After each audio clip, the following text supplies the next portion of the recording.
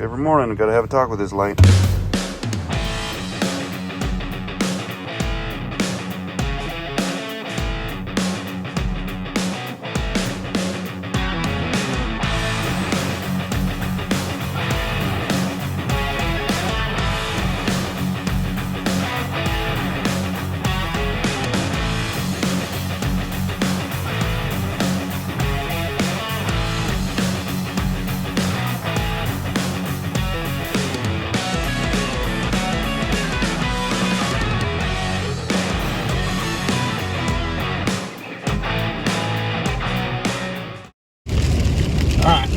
Going to go pick up definitely the cheapest Sweptline truck on Marketplace, and I've been trying to haggle this guy down on the price even more for the last couple weeks because it's a parts truck, and he didn't come down to the price I wanted.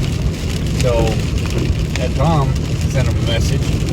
They agreed on a price really close to what I wanted, but it also involved a 12-pack of old Budweiser. I thought that was kind of funny. I wanted to throw him the offer, be like, listen, we'll go for this number, a couple bennies, plus a 12-pack, and he actually brought it up. So that's definitely the first automotive purchase that some of the value on my end is some alcoholic. But it is a severe flood warning right now. Just saw a park turn into a lake, and we're about 26 miles away.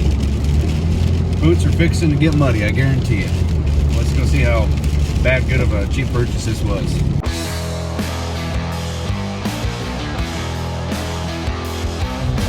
What in the world?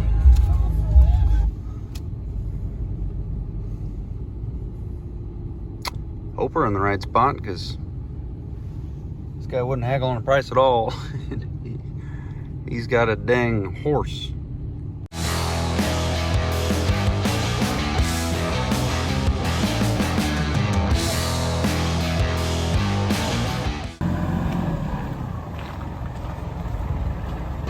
Oh, look at that gem. He's got a first gen over there, but somebody set it on fire.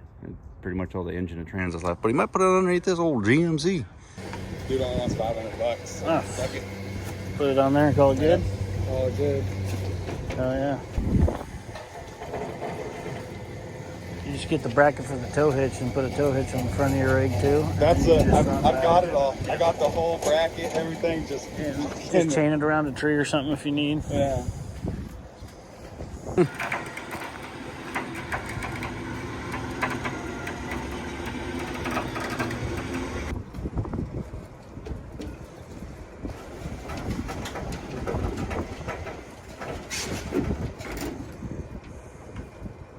Hello. Sometimes stays shut.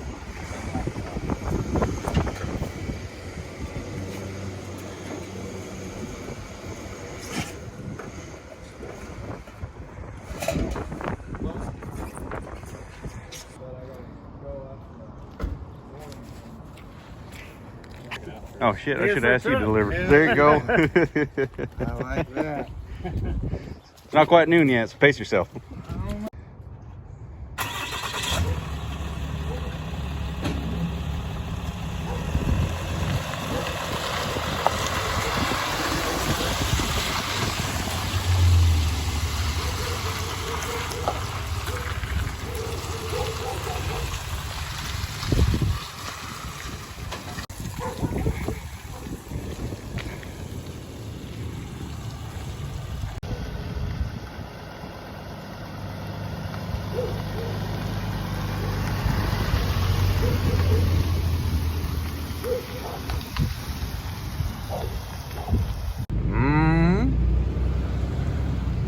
All right, we got a lucky break in the weather.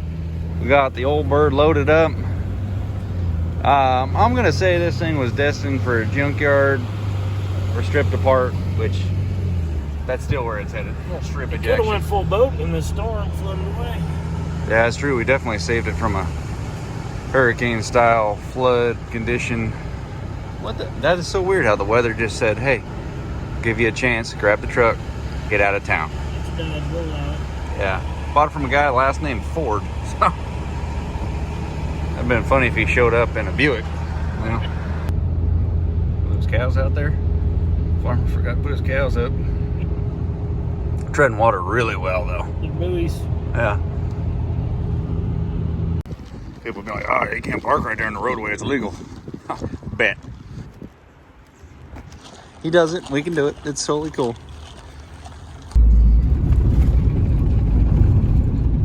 Hit a bird. Tell you about that? Hitting the bird on the fire engine.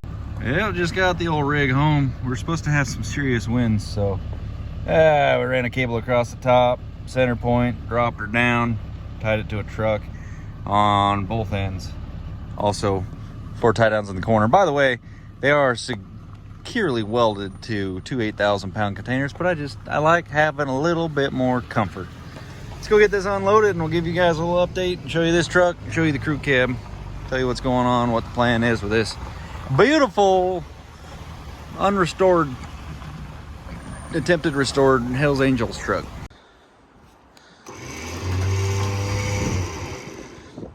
Come on, gravity.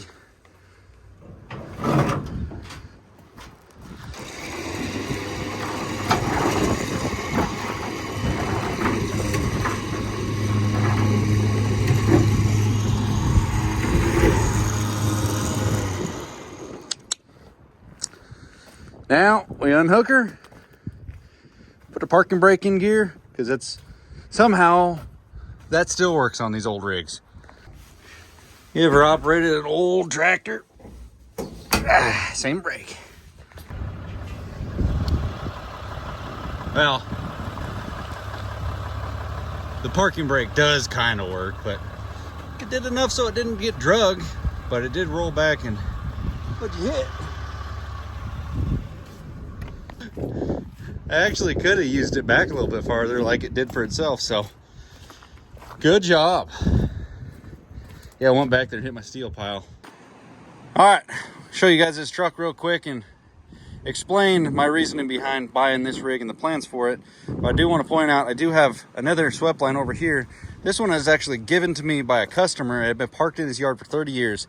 He drove it to where it parked, pulled the transmission out and put it in something else. It's got a factory 318. This thing has got, I mean, the cab and the bed are obviously different original colors. She's been painted on a couple times, popped some Bondo, but realistically, this truck is very solid, given the fact that it was sitting under like 6 inches of pine needles. It's a 67, so it's got the single barrel headlights, and I really have grown fond of these double barrels.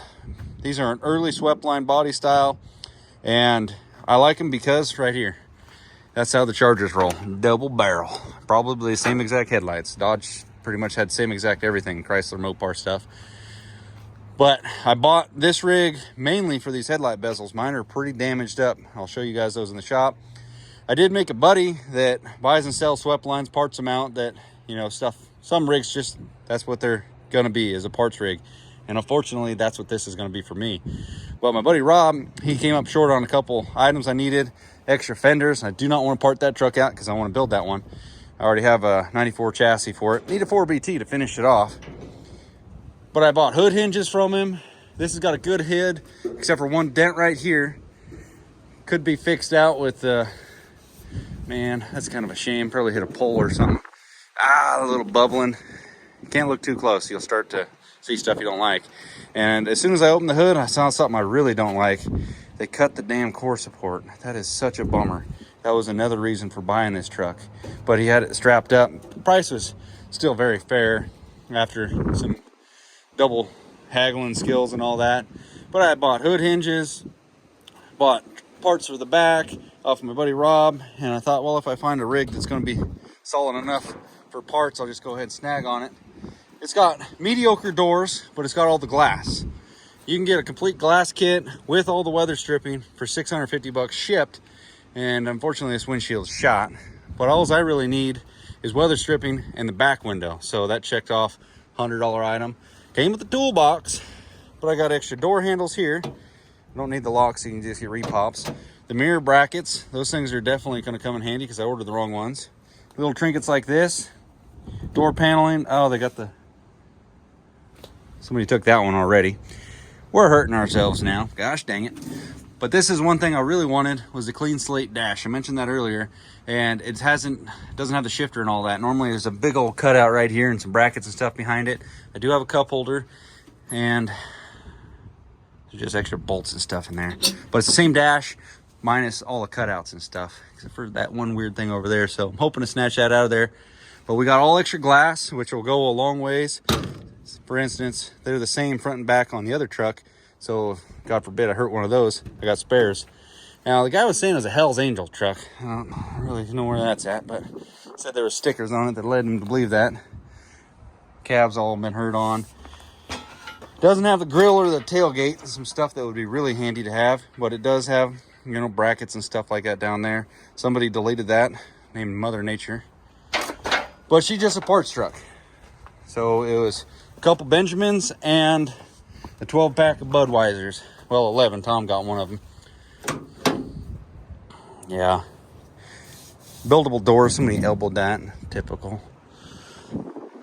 Just little tinker things that you could use later on. This rig's got. This fender is almost in perfect condition. Might have a 60 under there. Forgot to look. It's got a sway bar. Woo, drive shaft. 727.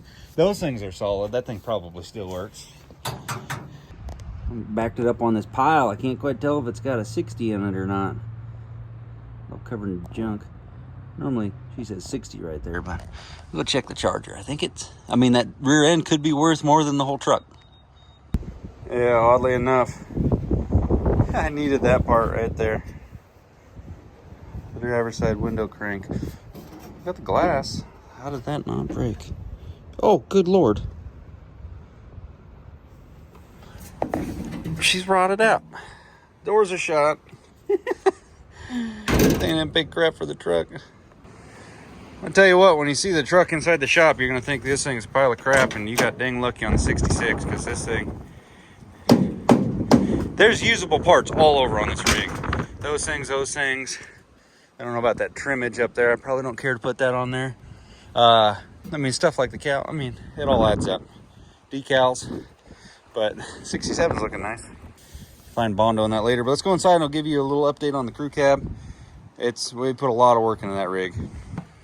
Well, there's the old grill right there. Got the hood on it, hood hinges. That's one cool thing about these old Sweptlines. The hoods go beyond vertical. So really nice for working on. See what I mean? They cut that core support, and it looks like they had done that before on this one. Both sides cut. I don't see a... I don't know. I guess that's the thing. If you don't have a cherry picker that can actually lift your engine up out of there, considering that rig out there is as low as a car. But let's look at the 60 that's under Charger here. Now, that Charger, I got a new rear end under it. Rebuilt. Yeah, see it says 60 right there? I don't know if that one is out there. But that cost me $1,300 to have that rebuilt. $600 in parts and then $600 labor. I was out of town, so I was like, well, get her done. And then I have a warranty. Plus, you know, taxation. But that could be a good moment in that truck out there.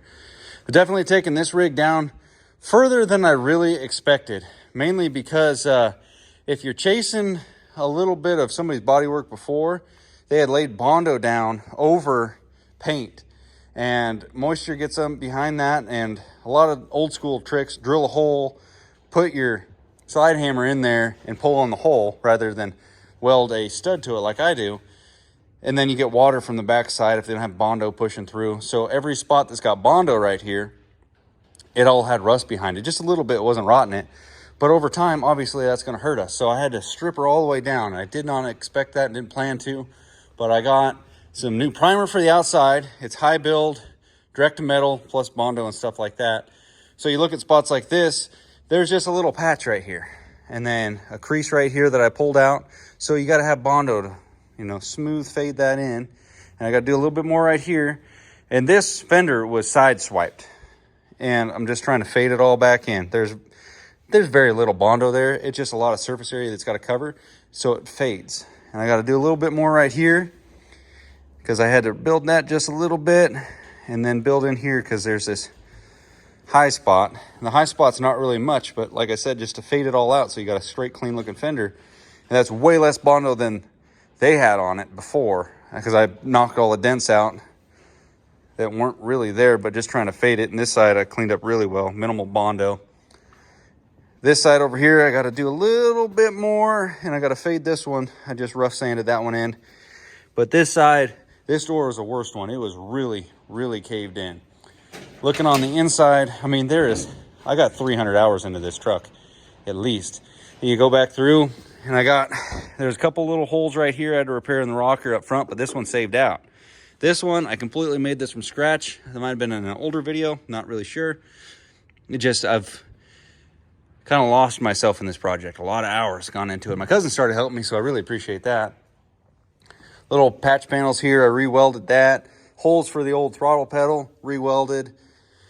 Oh, just one on top of the other.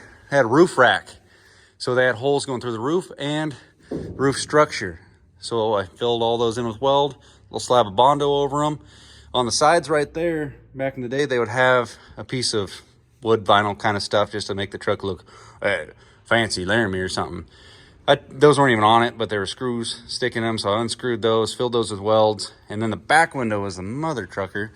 I guess they just sandwiched the window in the back instead of getting rid of the weather stripping and put about 600 holes around it and just smushed it in there. That's why I got that other truck. I got a back window now to go in there. So I had to fill all those in with weld, Bondo them up, fuel cap, filled that up, put a nice little plug in there. It's kind of funny because you can see it from the inside.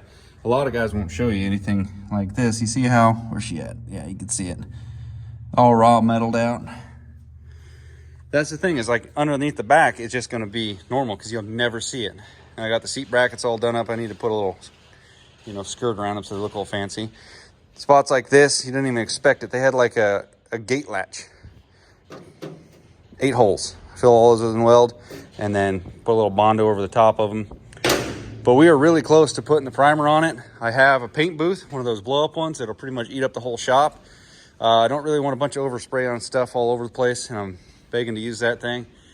I don't want to get stuff on the charger, the lifts and all that. It's bad enough that the dust gets everywhere from, just the project. But here's a better look at the gooseneck hitch, all done up.